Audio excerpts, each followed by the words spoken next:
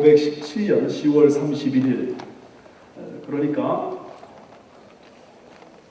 지금으로부터 495년 전, 며칠 전에 독일의 비텐베르그 대학교 안에 있는 교회당 정문에 마틴 루터가 면죄부를 판매해서는 안 된다 하는 그런 95개조의 반박문을 써서 붙였습니다.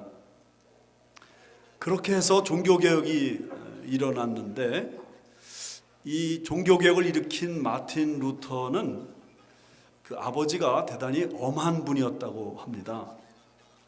아버지는 아들에 대한 기대감이 워낙 컸기 때문에 아들을 혹독하게 다루었고, 그리고 아들이 법률가가 되기를 원했습니다. 그래서 어린 이 마틴 루터의 마음속에 아버지를 무서워할 뿐만 아니라 하나님 아버지에 대해서도 항상 두려운 마음이 많았다는 것입니다. 그런데 젊은 날에 그의 삶을 뒤바꾸는 굉장한 사건이 벌어집니다. 들판을 친구와 함께 걸어가고 있는데 갑자기 하늘에서 벼락이 떨어졌습니다. 그 옆에 있는 친구가 그 벼락을 맞고 죽어버렸습니다. 그때 너무 놀래가지고, 너무 충격에 휩싸여가지고 이 마틴 루터가 하나님 앞에 수도사가 되기를 서원합니다. 그래서 신부가 됩니다. 그러니 이 루터의 마음속에는 하나님에 대한 두려움이 늘 많았던 것입니다. 그래서 루터가 그렇게 힘썼던 건 뭐냐면 고해성사입니다. 신부님에게 시도 때도 없이 찾아가서 신부님, 내가 이런 죄를 졌습니다. 또 이런 잘못을 저질렀습니다. 근데 신부가 들어보니까 그 별거 아닌 것들이에요. 그러니까 나중에는 신부가 하도 지겨우니까 이렇게 말했대요. 루터야, 좀 모아서 갖고 오너라. 그러나 그 죄의식에 시달리는 그 루터 마음은 그 두려운 하나님에 대해서, 그 심판하실 하나님에 대해서 두려운 마음은 어쩌지를 못했습니다. 그러다가 그가 십자가에 못 박혀 죽으신 예수 그리스도를 묵상합니다. 내가 이렇게 두려움에 휩싸여 살고 있는 것이 뭔가 이상하다. 만약에 내가 이렇게 두려움 가운데 살고 있는 게 맞는 거라면 도대체 하나님의 아들 예수 그리스도는 왜 저 십자가에 못 박혀 죽으셔야 했으며, 그 십자가에서 죽으시면서 나의 하나님 어찌하여 나를 버리시나이까 그렇게 외치셔야만 했던가. 그 고민을 깊이 하다가 그 로마서 1장에서 답을 얻습니다. 오직 의인은 믿음으로 말미암아 살리라. 이걸 깨닫습니다. 그리고 심판하시는 하나님일 뿐만 아니라, 심판하시는 하나님이시긴 하지만 그러나 그 심판의 동기조차도 사랑이라는 것을 깨닫고, 하나님 그분을 한마디로 정의한다면 심판하시는 무서운 하나님이 아니라 사랑하시는 좋으신 하나님이신 사실을 깨닫습니다. 그러면서 그가 이렇게 표현합니다. 하나님께서는 잔뜩 화가 나 계신 분이 아니시다. 만약 그렇다면 우리는 살아남지 못하고 모두 그 하나님의 손에 멸망하고 말 것이다. 맞지 않습니까? 그러면서 그가 이런 예를 들어요. 자기 아들이 가정교사에서 지도를 받고 있는데, 아마 그 시대는 좀 그랬나 봐요. 그 가정교사가 자기 아들을 때리기도 한답니다. 그럼 때릴 때 아들 잘 되라고 때리는 거니까 그걸 말리지는 못하고, 그러나 그 아들이 맞는 그것이 너무 가슴이 아파서 두 손으로 이렇게 가리고 손가락 사이로 매맞는 아들을 지켜본다는 겁니다. 하나님의 마음이 그런 것이다. 심지어 심판하시는 하나님도 어떤 분이시냐? 우리를 잔인하게 다루시면서 즐거워하시는 하나님이 아니라, 우리를 매 때리면서 기분 좋아하시는 하나님이 아니라 오히려 때리시면서 가슴 아파하시고, 그래서 손가락 사이로 우리를 지켜보시는 그런 하나님입니다. 그러니까 그런 말을 합니다. 여러분, 우리가 히브리서를 지금 11번째 설교를 듣고 계신데, 그동안 설교를 들으시면서 하나님에 대해서 어떤 인상이셨어요? 전반적으로는 심판하시는 하나님, 무서운 하나님에 대한 이야기가 많았던 것 같습니다. 특별히 지난 주 설교, 6장 설교 부분에서 이런 말 나오지 않습니까? 한 번 은혜 받았다가 타락하면 그 사람 다시 회개하여 돌이킬 수 없나니. 예수 믿다가 한번 타락한 사람, 그 사람 다시 돌이킬 수 없대. 한번 빛을 받은 다음에 타락한 사람, 그 사람 다시 하나님 앞에 나오기 어렵다는 거예요. 왜 그러느냐? 하나님께서 사랑으로 베풀어 주신 예수 그리스도, 그분을 십자가에 다시 한번 드러내놓고 현저히 욕보임이라. 그런 사람이 어떻게 다시 돌아오겠느냐? 그런 사람이 어떻게 하나님의 용서를 받을 수 있겠느냐? 그런 이야기였습니다. 근데 히브리서 기자는 그렇게 강력한, 어떤 면에서는 좀 강한 표현에, 극단적인 과격한 표현에 하나님에 대한 설명을 하다가 하나님의 본심을 이야기해 주고 싶은 마음이 듭니다. 그래서 9절을 이렇게 시작합니다. 사랑하는 자들아. 사랑하는 자들아. 히브리서 전체 이 단어가 여기 딱 한 번 나옵니다. 사랑하는 자들아. 네, 여러분, 이 사랑하는 자들아, 이 말은 히브리서 기자가 히브리서의 수신자들에게 한 말일 뿐만 아니라 사실은 하나님께서 오늘 우리에게도 하시는 말씀인 줄 믿으시기 바랍니다. 내 약점 알아요. 내 부족한 점 잘 알아요. 내 단점이 뭔지 알아요. 그런데 하나님이 우리를 부르실 때 이 부족한 자야, 이 문제 많은 말썽꾸러기야, 그렇게 부르시는 게 아니라는 거예요. 하나님이 우리를 부르실 때 긍정적인 시각을 가지시고 우리의 그 작지만 가지고 있는 그 장점을 아시고 우리가 부족하지만 그래도 조금 잘하는 그 부분 때문에 하나님이 사랑하는 아들아, 사랑하는 딸아, 이렇게 부르신다. 여기 9절 말씀이 오늘 그 부분을 이야기하고 있는 것입니다. 한번 보세요. 사랑하는 자들아, 우리가 이같이 말하나 너희에게는 이보다 더 좋은 것, 이같이 말하나, 그거 무슨 뜻이냐면 무서운 말로 책망했다, 그 얘기를 하고 있는 것입니다. 이렇게 무서운 말로 책망을 했지만 너에게는 그 책망받는 것보다 더 좋은 것이 있다. 그것이 무엇이냐? 곧 구원에 속한 것이 있음을 확신하노라. 구원에 속한 것이 있대요. 구원에 매달려 있는 것이 있대요. 구원과 함께 가고 있는 것이 우리 속에 있다는 거예요. 이걸 영어로 보니까 이렇게 돼 있어요. Things that accompany salvation. 구원에 따르는 것들.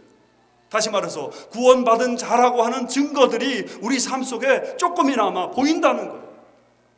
그 조금이지만 그 구원받은 자라는 증거가 따르는 그것을 보시면서 하나님 아버지께서 우리를 향해서 말씀하시기를, 사랑하는 아들아, 사랑하는 딸아. 하나님이 우리를 보시고 얼마나 기쁘신지요. 작은 봉사인데, 작은 섬김인데 그걸 보고 얼마나 기쁘신지요. 하나님 우리를 대차 대조표로 평가하지 않으세요. 밸런스드 시트로 우리를 평가하지 않으세요. 대변, 차변, 크레딧, 데빗, 수출, 수입, 지출 딱 나눠가지고 잘한 것 이만큼, 못한 것 이만큼. 그러니 쌤 너는 좋다, 괜찮다. 너는 안 되겠네, 잘못한 게 너무 많아. 하나님 그렇게 우리를 대하지 않으시고 잘한 거 한 가지, 두 가지, 그것만 보고도 사랑하는 아들아, 사랑하는 딸아. 만약에 하나님이 대차 대조표대로, 밸런스드 시트대로 우리를 평가하고 심판하신다면 살아남을 사람이 도대체 누가 있겠어요? 그런데 하나님 우리를 보실 때 그래도 예배 드리잖아, 그래도 날 사랑하잖아, 날 믿고 따라오고 있잖아. 그것 한 가지 때문에 사랑하는 아들아, 사랑하는 딸아 말씀하시는 줄 믿습니다. 마귀는 우리를 정죄해요, 비난해요. 욥이 그렇게 의로운 삶을 살지만 그 욥의 잘못한 것을 끝까지 추적하면서 하나님, 이래도 이 욥이 하나님을 섬기겠습니까? 공격해 댔지요. 그러나 하나님은 잘못한 걸 보시는 게 아니라 우리 조금 잘한 거, 그거 보신단 말이죠. 그러므로 여러분, 우리 속에 있는 구원받은 증거가 무엇인가, 그거를 우리 좀 찾을 수 있어야 됩니다. 히브리서 이 수신자들에게는 구원받은 증거가 무엇이었는지 10절 말씀 보세요. 하나님은 불의하지 아니하사 너희 행위와 그의 이름을 위하여 나타낸 사랑으로 이미 성도를 섬긴 것과 이제도 섬기고 있는 것을 잊어버리지 아니하시느니라. 하나님은 잊어버리지 아니하시는 하나님이세요. 우리는 우리가 잘한 것도 잊어버려요. 잘못한 건 더 잘 잊어버리고, 하나님은 과거에 성도 섬긴 거 잊지 않으신대요. 그리고 지금도 성도 섬기고 있는 것을 잊지 않으신대요. 여기 섬긴다는 말은 디아코네오라고 하는데, 이 단어에서 디콘, 집사라는 말이 나왔습니다. 이 단어에서 미니스터링, 사역이라는 말이 나왔습니다. 그러므로 과거에 하나님을 위해서 사역한 것 하나님 잊지 않으신대요. 현재 하나님을 위해서 사역하는 것 하나님이 잊지 않으신대요. 얼마나 고마워요. 얼마나 좋아요. 내가 옛날에 봉사했던 게, 옛날에 섬겼던 거 나도 잊어버린 그 일을 하나님 기억하시고, 이게 구원받은 자의 증거다 그러신, 얼마나 고마워. 사역이란 무엇인가? 하나님 때문에 시간을 쪼개 드리는 거, 이거 사역입니다. 주님의 이름으로 관심을 다른 사람에게 쏟아붓는 거, 이거 사역입니다. 주님을 위해 물질을 드리는 거, 헌금하는 거, 이거 사역입니다. 주님의 나라를 위해 내가 가진 재능을 드리는 거, 이거 사역입니다. 정말 내 마음속에 주님을 향한 그 사랑 때문에, 그 열정 때문에 내가 조금이라도 하나님을 위해 바친 거, 그것도 사역입니다. 여기서 우리가 한 가지 잊지 말아야 될 게 있습니다. 사역은 구원과 밀접한 관계가 있다는 사실.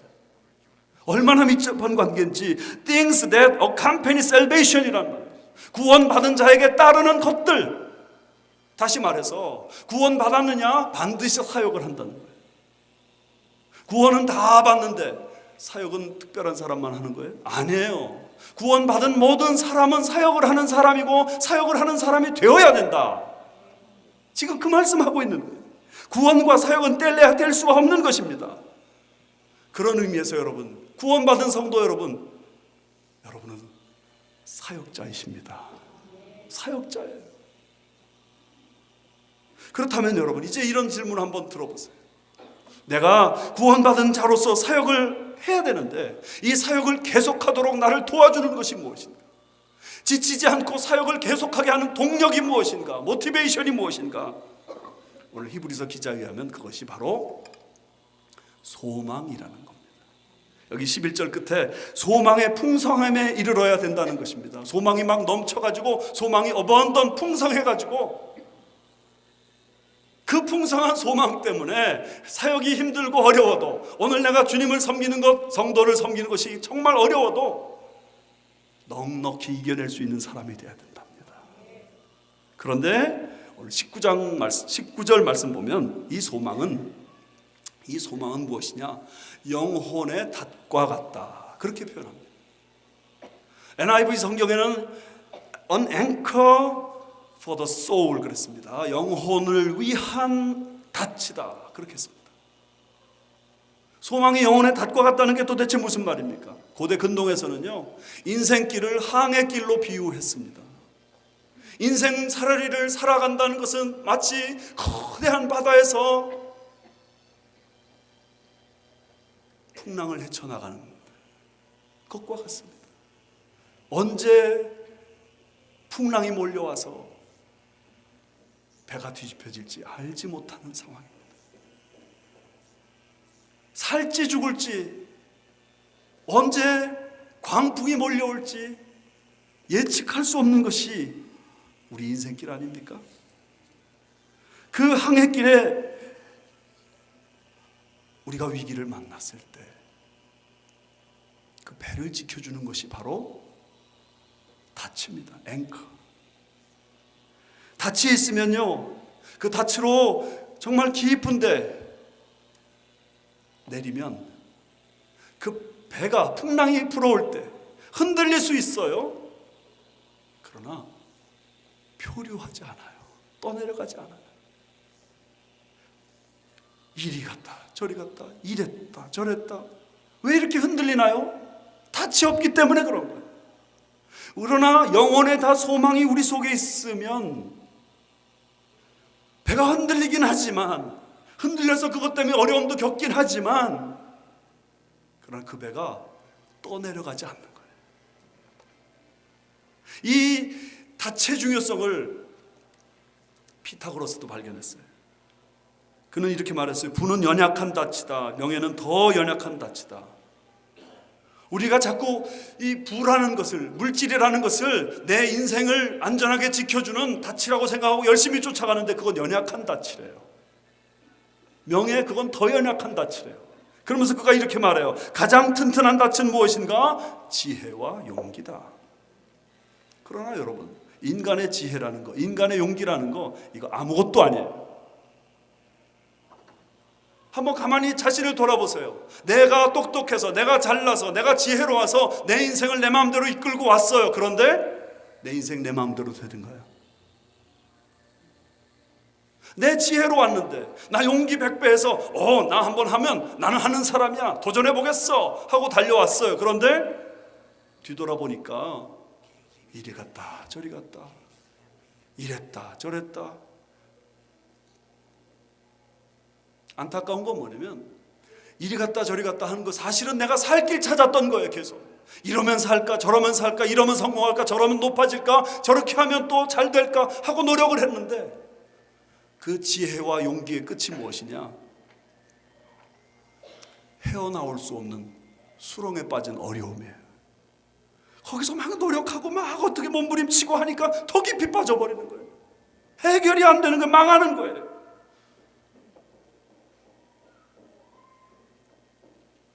성경은 오늘 우리에게 우리 영혼을 위한 닻이 무엇이냐? 그것은 소망이다. 소망이다. 소망에 대한 얘기를 제가 잠깐 좀 해야 됩니다. 오스트리아 정신과 의사 빅터 프랭클, 2차 대전 때 나치 수용소에 갇혀서 유대인들이 학살당하는 장면을 직접 지켜봤고 자신도 죽을 뻔했던 사람입니다. 그가 나치 수용소에서 경험을 죽음의 수용소에서라는 책으로 남겼습니다. 거기서 그가 이렇게 얘기를 해요. 수용소에서 끝까지 살아남는 사람 누구냐? 소망을 가지고 있는 사람, 희망을 가진 사람, 희망을 버리지 않은 사람. 수용소에서 일찍 죽는 사람 누구냐? 희망을 버린 사람. 재밌는 얘기를 해요. 커피 한 잔, 아침에 배급을 받는답니다. 그런데 그 커피가 뭐 커피도 아니고 그저 맹물 정도예요. 그런데 미지근한 물이에요.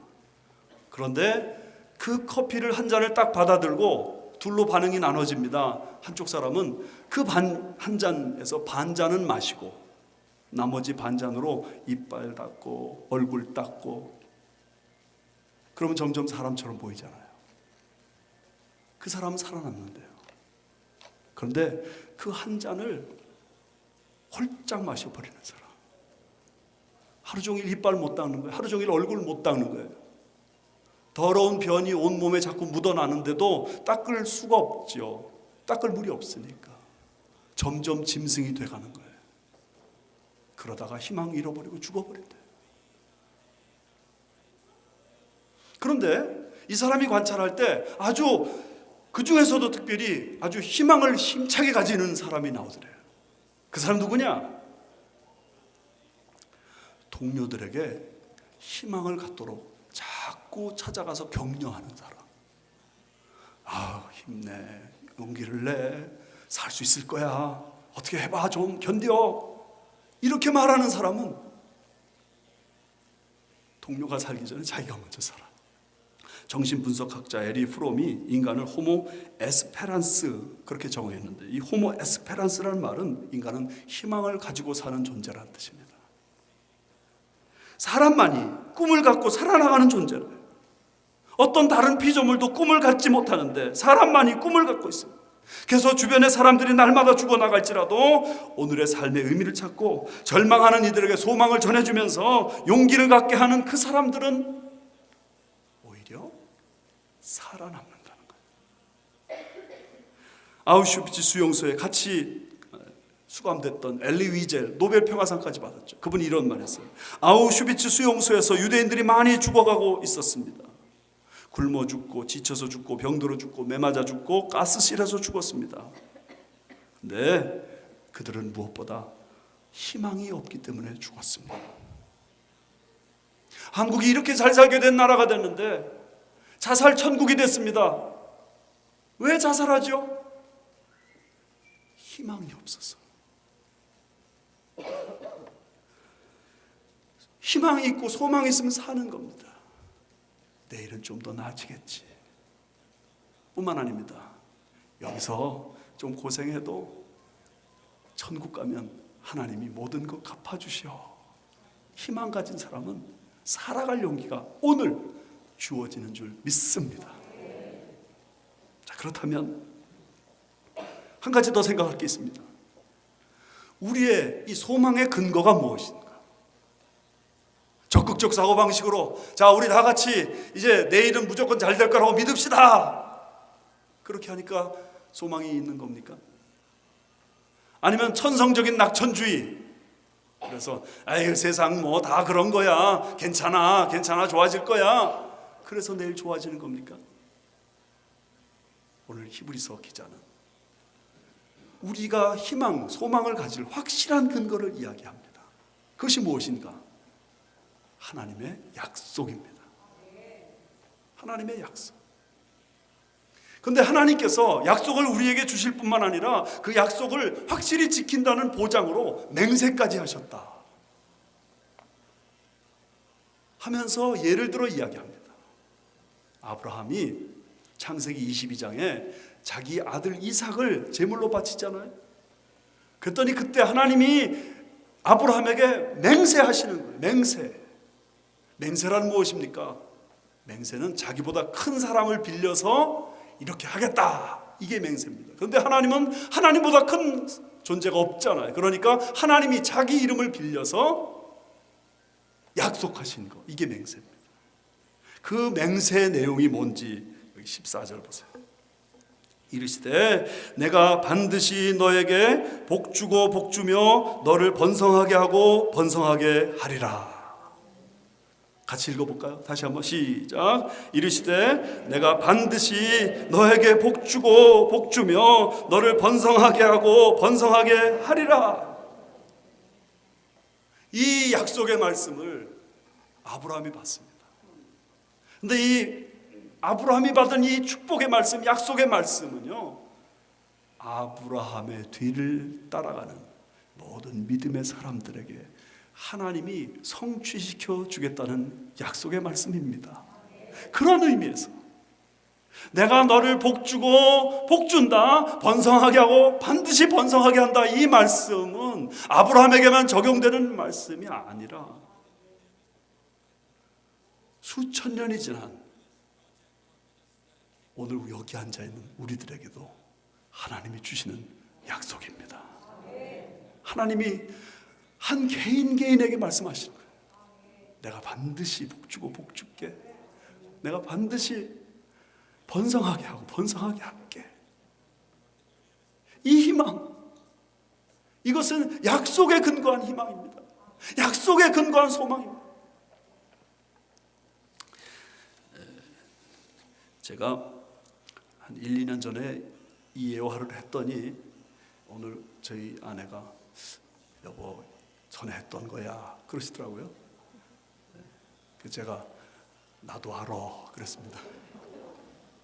그래도 또 해야 되겠어요. 이미 들으신 분들은 이 예화를 암송하시기 바랍니다.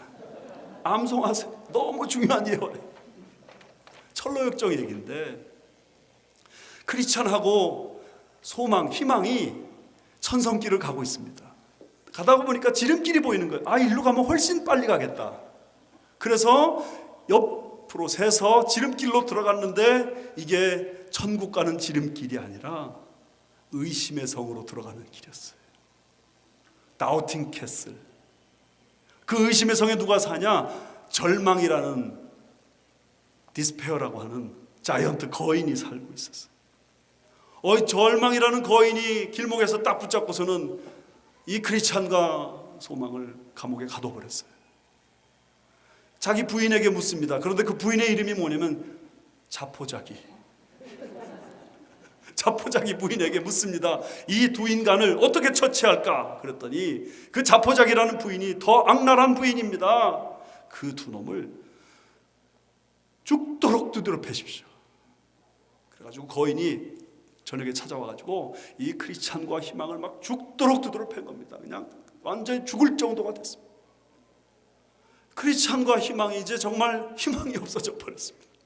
그래서 두 손 두 발 들고 하나님 어떻게 하면 좋습니까 하고 밤새도록 기도하는 거예요. 밤새도록 기도하는 끝에 새벽 어슴풀에 아침이 되었는데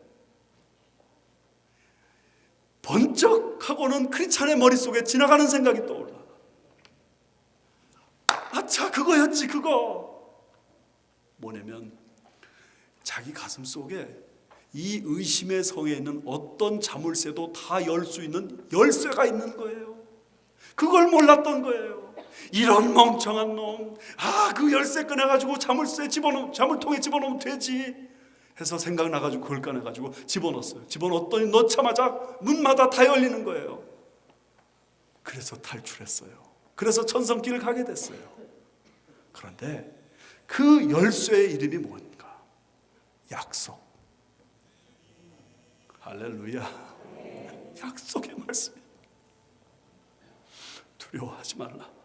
놀라지 말라. 나는 내 하나님이 됨이라. 내가 너를 도와주리라. 내가 너를 굳세게 하리라. 참으로 나의 의로운 오른손으로 너를 붙들리라.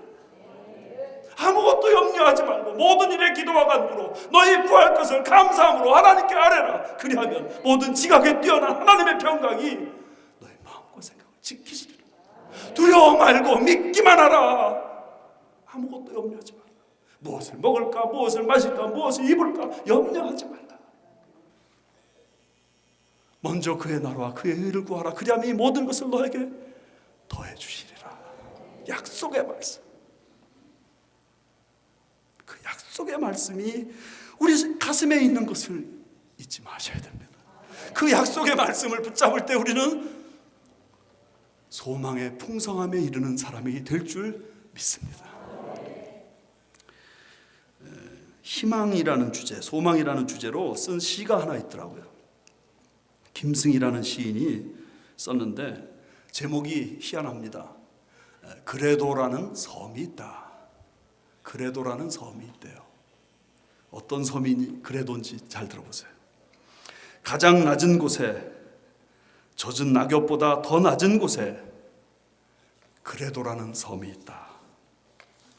그래도 살아가는 사람들, 그래도 사랑의 불을 꺼뜨리지 않는 사람들, 세상에서 가장 아름다운 섬, 그래도 어떤 일이 있더라도 부도가 나서 길거리로 쫓겨나고 뇌출혈로 쓰러져 말 한마디 못해도 가족을 만나면 반가운 마음, 중환자실 환자 옆에서도 힘을 내어 웃으며 살아가는 가족들의 마음속, 그런 사람들이 모여 사는 섬, 그래도 그런 마음들이 모여 사는 섬, 그래도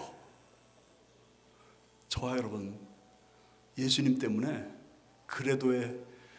그래도라는 이 섬의 주민이 된 줄 믿습니다. 이 섬의 장이 누구시냐? 예수님이에요. 여기 20절 말씀에 그리로 앞서가신 예수께서 그랬는데, 앞서가셨다는 말은 선구자 되셨다는 뜻입니다. 예수님이 그래도라는 섬에 먼저 가셔서 거기서 장사를 치시고 우리를 부르시는 겁니다. 누구든지 다 그래도로 들어오너라. 그래도로 오기만 하라. 그러면 소망이 있다. 그러면 산다. 예수 그리스도 때문에, 그분의 십자가에 못 박혀 죽으심 때문에 우리는 그래도 섬의 주민이 된 줄 믿습니다. 여러분, 그런 의미에서 영혼을 위한 다치신 예수 그리스도를 붙잡고 오늘 소망 가운데서 힘내시고 주의 이름으로 승리하시는 저와 여러분 되시기를 주님의 이름으로 축원합니다.